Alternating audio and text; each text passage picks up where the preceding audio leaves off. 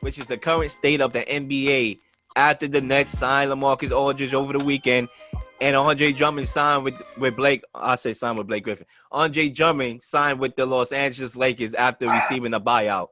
Dean.O, what is your take on those moves in particular and the current state of the NBA? Because I got a lot to say, but I'm gonna give you the mic first. Yeah, let me stop for this one. It's tough when players get bought out mid-season like this, right after the trade deadline, and they just go wherever they please. Blake Griffin, bought out by the Pistons, just walks right over to the Nets. LaMarcus Aldridge gets bought out by the Spurs, walks on over to the Nets. Andre Drummond gets bought out by the Cavs, walks over to the Lakers. It just seems like, the rich just keep getting richer in terms of the NBA-wise. And it's tough to see because, you would like a more, I guess, like balanced system after players get bought out. Because, let's be real, I don't blame Andre Drummond for wanting to get out of Cleveland. They're not going to make the playoffs. They're not going to make any noise. I don't blame Aldridge for wanting to get out of San Antonio. I know there was some bad blood towards the dying days of them. So I don't blame him for wanting to get out of San Antonio. I'm not blaming the guys for making moves that's going to better their career. It's just really, could a trade really couldn't be worked out, under any circumstance, and then they just go walk over to the Brooklyn Nets, who already have Kevin Durant, James Harden, Kyrie Irving, Blake Griffin. It's just tough to see, and you would like it. And Andre Drummond just, goes with LeBron, Anthony Davis, just joins the Lakers, the team that just won the NBA Finals. It's just tough to see. And I wish there could be another solution or just something else that could be done. So it's not the rich just keep getting richer in a sense. You know what I mean? Yeah, what do you definitely think? Yeah, I definitely got a lot to say, so I'm gonna try to piece it up together real quick. But look, man, the NBA is getting sorry and sorry about the day. And I will start off with the buyout market before I touch the move specifically. I'm gonna start off with the buyout market, the so-called system of these players that get bought out because they can't find their organization can't find trade suitors, so they get bought out, and now they have a decision that they have to make, which they don't get penalized for. It's no person is being held accountable because you get in to choose where you want to go. It's not like you ask to trade, so the accountability is going nowhere. Nobody could really sit here and blame Andre Drummond for going to the Lakers. It's like you got to take it. LaMarcus Aldridge going to the Nets, you got to take it because he got bought out. So when it comes to the buyout market and executives, that came out with a report today that executives feel the same way, is that system allows the rich to keep getting richer because they're going to want to go to a team where they feel like they can win a championship. And we all know this is a follower generation. They see somebody going there, they're going to want to go there too. Everybody want to go to the Lakers. It only helps the great market, Miami, LA, and Brooklyn. And if you're everybody else, now you don't get those guys. So, but the flip side to it, we all know Andre Drummond was linked to the Lakers. Why wasn't there a team that wanted to stop that from happening that could have used Andre Drummond's services? Why didn't they go out and trade for Andre Drummond before he got bought out? You know what I'm saying? So at the same time, everything about the buyout market is true, and I'm not denying that, but you didn't do your part. You know what I'm saying? Yeah. You allowed that to happen. We all heard that Drummond was going to the Lakers, all right, for like a whole month now. Once he was shut down in Cleveland. Oh, he's linked to the Lakers or the Nets. And then it became specifically the Lakers. So why wasn't there a team that went out to go get him? You know what I'm saying? And didn't the Knicks lose Mitchell Robinson the other day? You know what I'm saying? Flag him down, call him back, and be like, because I know they handed the phone on him right before Mitchell got hurt. And then if Mitchell goes down, all right, we dial the number. Hey, yo, brother, we got to think about that again. You know what I'm saying? Matter of fact, we got a spot for you on the Knicks here because our brother just went down, So I just don't know why there wasn't a team that traded for him before he got bought out. So it's like, yeah, you making excuses, but what did you do to prevent it? You know what I'm saying? You could have traded. All you need to give up was a second-round pick. If they was able to get a second-round pick, you think they're going to let him walk for free? You know what I'm saying? So get something over nothing, Get something over nothing. So I don't know. But as far as the NBA, it's getting sorrier and sorrier about a day, man. Guys don't want to compete no more. And it's just moving down my list, man. My top 4 sports, I posted a Facebook status. Is the NFL boxing number 2, UFC number 3, and the NBA number 4. The NBA literally dropped 2 spots. UFC is moving up, and the NBA is moving down, bro. Because anytime you watch the game, it's blowouts. Blowouts, you know? You sit down, you had a long day from work, you want to kick your feet up, watch the game for 2 hours and a half of your time, blowouts. You can't even watch the game. And it's because there's no parity, there's no balance. A team like the Nuggets, take them for example. They have a hell of a good team after the trade deadline. I saw them Aaron yesterday. Gordon is a major Aaron Gordon, upgrade. major upgrade. You got Jokic. He got help now. He don't got to do it all because you got JaVale McGee. That's going And to you come in kept there. Michael Porter Jr. Kept in the Michael trade. Porter Jr. You got Jamal Murray. This is a team in a normal, organized, properly run NBA can make it to the finals this year and possibly And win it. potentially win it. Yeah. And potentially win it. But because now it's like that team of the Nuggets that has a great team, ball movement. I'm watching the team yesterday, the ball movement all over. I'm like, yo, this is a great team. But they ain't going to win nothing because you have the Lakers that got Andre Drummond, who's a walking 20 and 20, 20 rebounds, 20 points, Anthony Davis, LeBron James, Caldwell Pope. He can get hot at any time. And then you have the Nets out there with James Harden, Kyrie Irving, Kevin Durant, LaMarcus Aldridge, Blake Griffin. It's like that Nuggets team is good DeAndre enough. Jordan. And they can't even, they're not even going to do nothing. That's how sorry the NBA is right now. See, I agree with that because it's like I felt last year, when last year was starting before the pandemic hit, I felt this was going to be one of the most competitive NBA seasons last season. One of the most competitive in like a long time. Since before the Big Three was formed, I think that's how competitive it was going to be. And it was. It was a very competitive league. Granted, the Lakers had LeBron, Anthony Davis, but I felt that the league itself was just competitive. You know, the Denver Nuggets came back down 3-1 against the Jazz, did it against the Clippers too. Like, no one saw that coming. When they were down 3-1, like, oh man, like, not looking good. Then they came back and did that. And it's just like, you know, things like that happen. You know, the Rockets with their small ball lineup, you know, Harden, Westbrook, they were going good for a while. And, you know, the East was pretty competitive too. You know, I was like, Miami's going to beat the Bucks in the playoffs. So they went on and did. Miami came out of the East. Like, it wasn't just like, oh, like 1 versus 1 or 2 versus 2 seed going to the NBA Finals. Like, no, Miami came out and they won. They just took the Eastern Conference. So it was a very competitive league last year, which I like to see. But now this year, you see all the players, it's kind of starting to build up again, you know. The Nets have, you know, a big 6, essentially, you know, with Kyrie, Harden, Durant, Griffin, Jordan, and Aldridge now. And, you know, the Lakers, like you said, they got Andre Drummond, who's easily going to get 10 and 10 a night at the minimum. And then you have LeBron when Anthony Davis comes back. And it's just, you know, it's getting back to the point of where it's like going to be, okay, is it going to be Cavs Warriors again? Like, are we going to start seeing this again? Like we're kind of over that, you know? Like, we want to bring competitiveness back to the league. And that's where the buyout market is becoming a problem because these people like Andre Drummond, is not some, like, you know, 36-year-old veteran who's like has like a little left in the tank. Like, no, Andre Drummond's like 27, 28 years old. He was like, born this year in Cleveland. He's a quality player. And now he's just going to go walk onto the Lakers for the rest of the season for, you know, $800,000.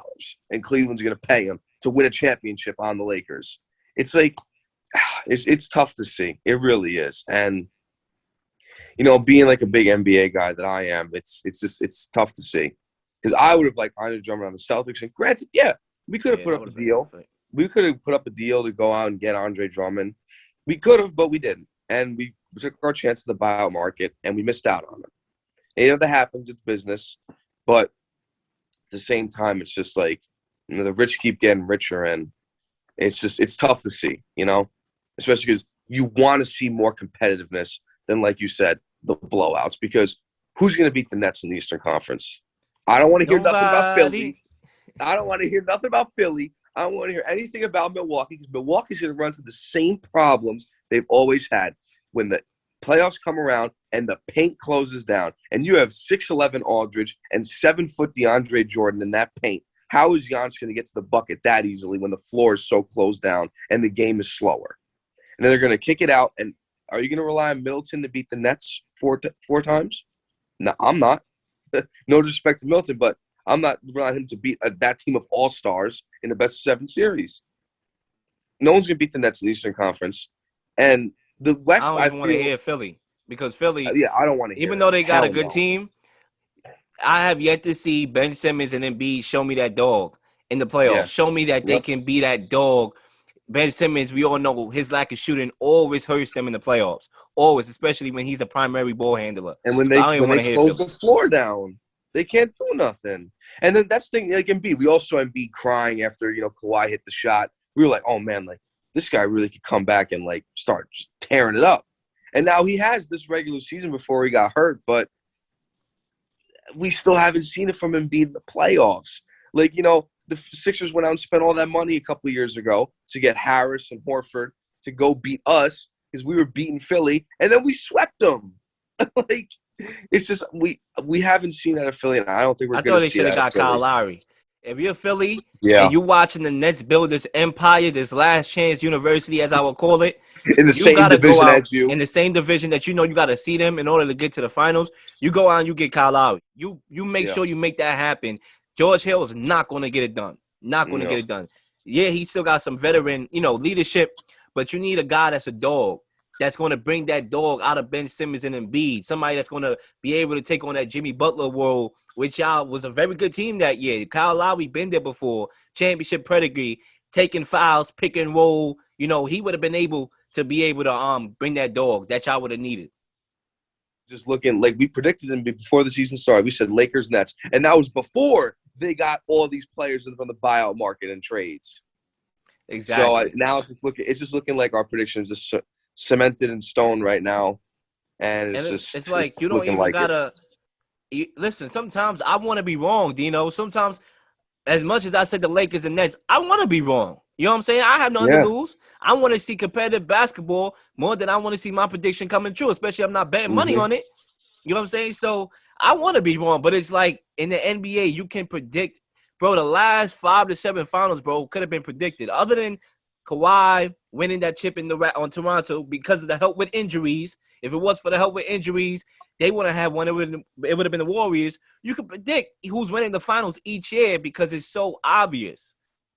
Yeah, like you were able to predict it was going to be Warriors, Cavs, all those times that it happened. You're like, oh, Cavs, Warriors again, and it's just like, it got boring after a little while. Like the first two times, it was like, all right, like LeBron came back down 3-1, and the first time had K-Love and Kyrie not gotten hurt, could the Cavs have possibly beat them in 2015? Which very valid argument because they could have done it. And it was just like, it was good for a little bit, but then it's like, okay, when we got to like the fourth one in a row, it was like really like no disrespect because it's like, the teams are good and like they have great players, but it's like, where's the competitiveness from the rest of the league? Are they able to build it? Like, is it there? But it's just like, these players just want to go. Like Kevin Durant just waltzing and joining the Warriors. Like, we can't forget that happened. Kevin Durant just walked in and joined the Warriors, who won 73 games the year before. They did not need him to go win another championship, but they got him. And then the competitiveness just went back down. It was like when the Heat formed the Big Three. That's what it felt like to me, but worse because it's Kevin Durant, and it was going to that team. And it's just like, where's the competitiveness that we saw when Michael Jordan played? Where guys in the NBA at that time, there wasn't much moving around. Like, sure, there were trades, but they weren't like that common. You know what I'm saying? There wasn't. Now it's like not like today, and it's like the back in the day they just got the team. They're like, okay, we're gonna reload for this season, and we're gonna go back at it and play those boys, and we're gonna see if we can beat them. That was that competitive edge where you had Stockton and Malone sticking together. You had the Bulls that kept the band together. You had the Supersonics with Gary Payton, and the Bad Boys were around for a little while. And it's just like you had these teams that stuck together. But now players just go wherever they want to go. And like I said, you got to do what's best for you at the end of the day. But it's your life. But at the same time, it's like you just, as fans, as people who, provide you with the revenue, we would like to see more competitiveness in the league. That's what it boils down to. Definitely. And when you're Kevin Durant and you make a move, like you mentioned, to go to the Warriors, now you come to the Nets because you made that Warriors move. you're programmed to feel like I need more. You start thinking of yourself less. So now that you go to the Nets with Kyrie Irving, where it should have just been both of y'all, now you like, I need that extra guy to come in here so we can stack up. Because once you do something, you feel like you got to continue to do it. You know, once I get that fancy pair of sneakers, I ain't going to go back to them bum, sneakers that I just throw on and throw off. I'm going to get that fancy new pair of sneakers every time. You know what I'm saying? Once I get that iPhone, who says I'm going back to Android? I'm getting me an iPhone. I'm not going back to the Android. Once you get the iPhone, you never go back to the Android. You know, the same thing with all Apple products. You never go back. So Kevin Durant, when he went to the Warriors, he never went back to competitive basketball. It's like, all right, James Harden got to come over here. And Kevin Durant is the one out here recruiting these guys. It's not the organization saying, I want to get better, and let's add on. It's Kevin Durant going out and recruiting these guys. Because you already got better by adding Kevin Durant to your team. And then it's now all these guys are going over and playing for Brooklyn, and it's just like we're going to see Lakers Nets. Unless some colossal injury happens where, Anthony Davis gets hurt again, he's out. And then it's like, okay, maybe the Lakers could be beaten in the playoffs. They could if Anthony Davis goes down. Because I've always said it, even though now they got Drummond, so it's like, yeah. But I always said, the Lakers are one Anthony Davis injury away from being beatable, which I still agree with. But at the same time, it's like, I don't know if that'll happen. And we got to depend on injuries for competitive basketball. If an injury happens, that's when we can see a different finals matchup. It's like, if the world ends, and we won't have to see the Nets winning the championship because the world is over. It's done. No more. We have to depend on the world, the zombie apocalypse taking over the world, and there's no NBA finals. All right, the Nets didn't win because nobody won. Yeah, that's just what it is. The Lakers didn't win because nobody won. And that's the unfortunate fact of the NBA, along with the other stuff that we see in basketball with the technicals and guys having bad breath and they getting a technical for that. It's like everything is getting so softer and softer by the day with the NBA, and it's just only hurting the product. It's only hurting the product. The dunk contest is not even lit anymore. Guys think they're too cute. All these guys, these superstars think they're too cute to be in a dunk contest. So they might exempt that. That's dying every year. It may not be the same anymore. The last great one we had, I think, in my opinion, was Zach LaVine and Gordon. LaVine and Gordon, yeah. And then you had Derrick Jones Jr. and Gordon, which I thought was very. That was all right. That was all right. Yeah, it was no LaVine and Gordon, but it was just and that's a great example you say, because when has LeBron ever competed in the dunk contest? Zion. Michael Jordan was in the dunk contest. Yeah, exactly. Dominique Wilkins was in the dunk contest. Exactly. Larry Bird was in the 3-point contest. Well, granted, stars 3-point contest has always been competitive, but it's a dunk contest where it's like, MJ was in that thing and he wanted to win it. He didn't do it for giggles. He did because he wanted to win. And it's like, it would be nice if at least we could have seen LeBron once in his career in the dunk contest. I would like to see Zion in the dunk contest at least once. Ja Morant to somebody. Ja Morant. Are we going to see it, though? It's like, I doubt it. I really do. It's unfortunate. It really is. It's just we want that. The competitiveness has to get brought back into the league somehow, some way. And it all starts with the order. It all starts with the commissioner, and I don't want to take shots at the commissioner, but you have to keep that order. And a lot of people, they talk all this nonsense, but they don't look at the other side. I can't just say one thing and not look at the repercussions of me saying that thing. So when everybody's out here, pro player, why you against the players? Why you anti-player? It's because I want to watch some daggone competitive basketball. And when you put the power with the players are not thinking about you as a consumer. They don't give a damn about you. They worried about their career because the media is like, you ain't shit if you don't win a championship. You ain't nothing. Your career, all them triple doubles, everything don't mean nothing until you win a championship. So they're hearing that. They're hearing sports talk radio. They're hearing the mainstream shows. Who knows? The way how Kevin Durant respond to anybody, he probably watching the Real Leel show too, and he's hearing me and Dean.O going at him too. So now they like, listen, I gotta win a championship. So you know what? I'm gonna go to these big market teams. It's all about the money. It's all about commercials and endorsements, and it's not about the game anymore. James Harden didn't even want to go through a half a season of a rebuild. He didn't even want to go through half of a season. He didn't even listen to what Steven Silas was going to bring to the table. And everybody is so pro player, right? And those are the same ones who feel sorry for Steven Silas, saying he has the hardest job in America, but yet you were saying, oh, let James Harden get his wish. You didn't look at the other side of things. You wish without actually knowing the consequence. And that's what people is doing. They out here flip-flopping, you know? And to Blake Griffin had a great point. Blake Griffin had a great point. And you know what? I got to be honest with him. He's right. He said everybody was calling me washed up and trash. So I go to Brooklyn. Now y'all saying it's a super team even more. We stacking the deck. He's right. With regards to the Blake Griffin, y'all call me garbage. So like I said, always look at the side of things when you speak, you know. Always be like, all right, this is what's going to happen as a result of this domino falling. So that's what gets me with the fans of the sport, you know, talking about, oh, pro player this, you know, this and that. Well, okay, now you're going to have a product that is ruined, basically. There always have to be order in life. You know, if I went to Catholic school, so I know all about the order. And if you don't have order, then people are going to, it's going to be wild. You know, there's going to be fights. If you don't have order in school, people going to be, I'm going to take your head off. You know, it's going to be out here like the daggone Game of Thrones. But if you have order, then you know what? You're going to be able to run a proper structure. And it's not all about people probably thinking when I'm saying order, oh, have no rights. No, you have rights as a player, as an athlete. You should have rights. But at the end of the day, there has to be order in order for a product to remain successful and competitive for years to come. 100% agree. That is a beautiful take. Well, listen, man, hopefully the NBA get it together at some point, because right now it's number 4 on my list, and UFC just passed the NBA for me. So we'll see what happens. More of the story, you make your organization better when there's no politics involved, when you're making things happen, when you're competitive NBA, when you're competitive and you actually fighting the best and playing the best. That's when your product becomes number 1. You know, football is always going to be competitive. It's always going to be competitive. That's why it's number 1. Because it's the factor of the unknown. Yeah, the Buccaneers got a good team on paper, but it's not guaranteed that they're going to win a chip again because you got good teams like the Rams and the Chiefs, you know? And when was the last time a team won back-to-back?